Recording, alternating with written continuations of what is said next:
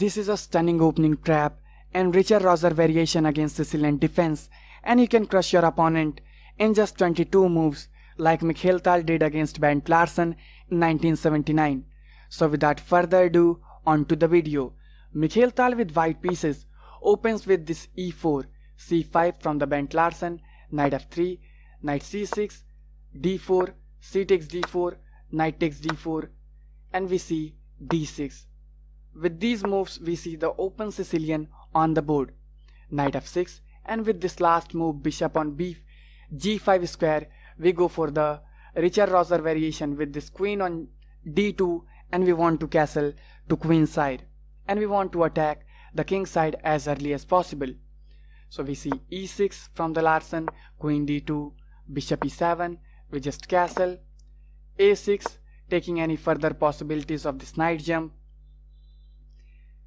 so that your pawn would not be hanging after this capture, because d6 pawn is always weak in the Sicilian defense. So after this pawn push we go for this f4 straight away, and Bent Larsen played the queen move, nicely developing move, and you want to push this pawn or you just want to castle to king side. Bishop e2 bringing the last piece into the game. We have capture in the center, and there are many moves possible. You can just start with this pawn push on b5. You can also go for this h6. You can develop this bishop on d7. Bent Larsen chooses the sharpest line and pushes this b5. But this comes with a trick. You can ask, can we capture this? And once you capture with the bishop, we can capture the free pawn in the center. But obviously this would be losing, because after this we can just take a free pawn, and this is really bad for black. But after this black can just reply with this pawn takes, and you don't have any problem playing with this black because you are having the bishop pair and white is not having the black bishop to counter any attack in the king side, and attack is also going to happen in the queen side. So this is an equal game. So after this pawn push you don't want to play the bishop capture, and we play the absolute best move with this e5.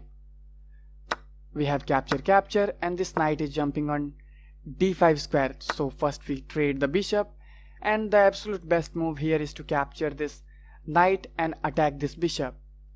But can you ask, okay, can we capture this bishop here with the knight? This is completely lost position, and you can see this wonderful sacrifice with the knight.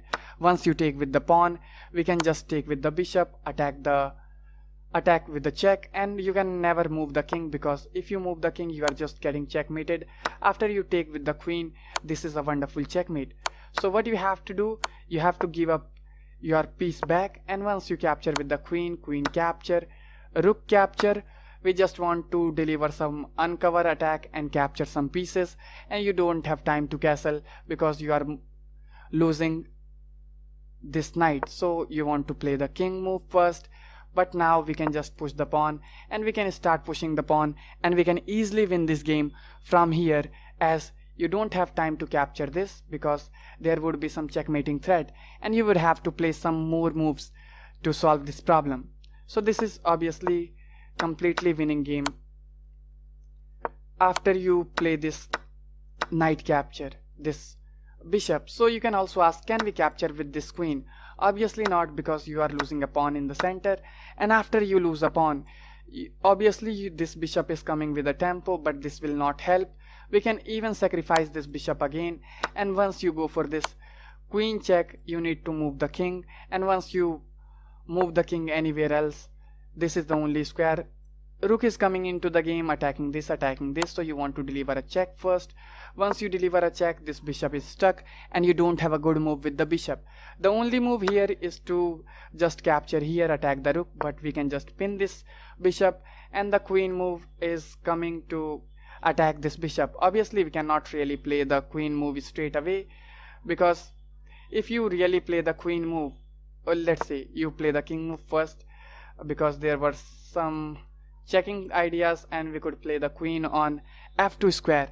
So if you really play the queen here, but this bishop is now coming and attacking your queen. This is still good for white. You can just play queen on e1 square and still attacks this, but you are having the bishop, and this would be a really difficult game for white to play. So you don't want to play the queen back straight away, and we play the queen here, doubling up on the d file, and we are not allowing the queen to move or the rook to move. If you move the queen anywhere else, you can just get checkmated. So you want to make some breathing room for the king, because the threat is very obvious.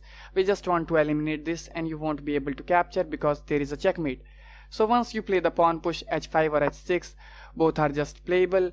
After this, we can just push the pawn. This is a very cunning move, and you would see why this move is winning. So you don't want to allow the pawn capture, so you need to capture. And now we play the queen on e2, attacks this bishop. So you don't have this bishop here this time, because now we deliver a check and your queen is lost for free. So this is completely winning. Or if you play anything else, we just capture here, pressurize this pawn, and there are so many connected pawns, and we can easily win this game from here. This pawn is isolated, so this is a complete win for white. You could also ask, so after this queen check, you could also ask, okay, can we play this bishop on a6 attacks the queen? This cannot be played because we threaten the checkmate here and attacks the rook also, so you don't have anything good and you are getting checkmated from both the sides. So you would have to give up the queen, and this is the only move. Last but not the least, you can ask, can we play this bishop here? Obviously not, because the queen check, and if you go inside the board, then we can play the queen move and you allow this bishop to capture. Obviously after you capture, you are just getting checkmated. You will have to give up the queen, and once you give up the queen, bishop is coming here and you are getting checkmated. So this can obviously not played. So after this, you might try bringing the king in the center, but again the same will happen, but this time with the pawn push, and we just trap this queen, and you have to guard this square, and there is no good move with the queen because we are just threatening checkmate, and you don't have time to capture here because your queen is hanging. So this is complete win.